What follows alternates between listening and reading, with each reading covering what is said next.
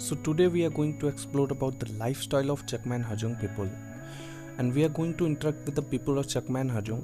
We are enlightening up this topic because it has been a burning topic in Arunachal Pradesh, and many people in India don't know about this.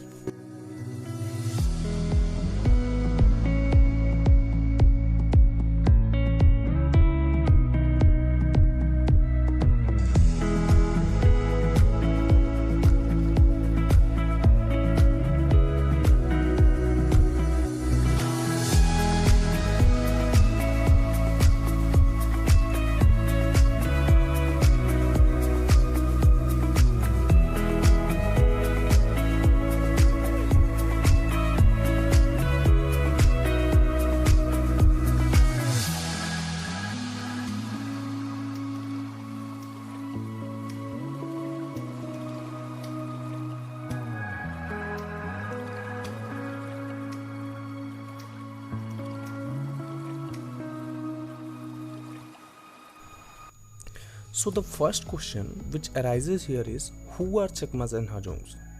Chakmas and Hajongs who are Buddhist and Hindus. They migrated to India in between 1964 and 1966 from Chittagong Hills tract of East Pakistan, which is currently known as Bangladesh, to escape the religious persecution and were settled in Northeast Frontier Agency, which is currently known as Arunachal Pradesh. Now the second question which arises here is why they land up in Arunachal Pradesh. So the reason why they land up in Arunachal Pradesh because Chakmas lost their land in development of Kaptai Dam on the Karnphuli River in Bangladesh, and Hajong faced religious persecution as they were non-Muslim and they did not speak Bengali. The original population at that time was around 5,000, but at present it is said to be close to 1 lakh. They entered India through the Lusai Hills district of Assam, which is currently known as Mizoram. The government moved majority of them to Arunachal Pradesh, and then the migrants were settled with a rehabilitation plan and allotted permanent land and provided with financial assistance depending on the size of their families to help rebuild their lives. But they do not have the citizenship. What is the current state of their lives and what they do for living? The present scene of their lifestyle is very simple. They live in a tent type house, mostly made up of wood with a bamboo structure. Most of the Chakma colonists have not witnessed gas oven cooking yet. They manage to prepare food on firewood stoves. They mainly manage to make their living by working as a smallholder farmers. What kind of problem they are facing in their day-to-day life? As they live in very remote area, they most often face problems regarding transportation. There is no market available in their areas. They face a very huge problem regarding their health issue as there is no hospital available in their areas.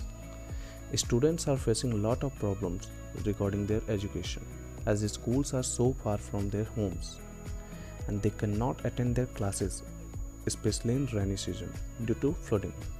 The main problem the students are facing is the way to get to their schools.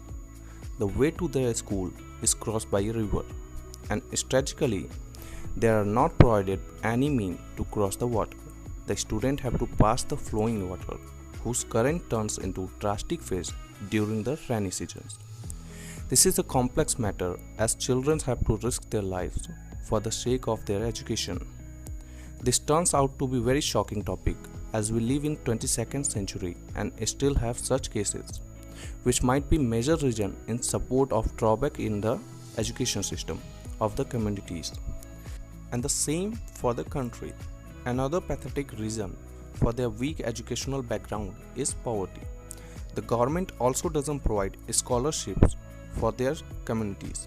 Many young talents cannot showcase their pros and cannot provide good lifestyle for themselves as well as for their families. Their weak financial position, which result in weak educational section, leads equally to the furious drawback for the future of the country. Would they like to settle in any other state except Arunachal Pradesh if they were given any such kind of offer by the government? They say no. They would not like to leave Arunachal Pradesh as Arunachal Pradesh is their birth state, so they would not like to go anywhere else. What are the demands of Chakma and Hajongs from the government. Since the people of Chakma and Hajongs follow peaceful religious practices and live like neighboring Khamtis, Singhphos and other tribes in Arunachal Pradesh, they do not live in refugee camps but in villages just like all others. They have always lived in peace with their neighbors and have good relations. They are demanding the Indian government to give them citizenship as their current generation are born in Arunachal Pradesh.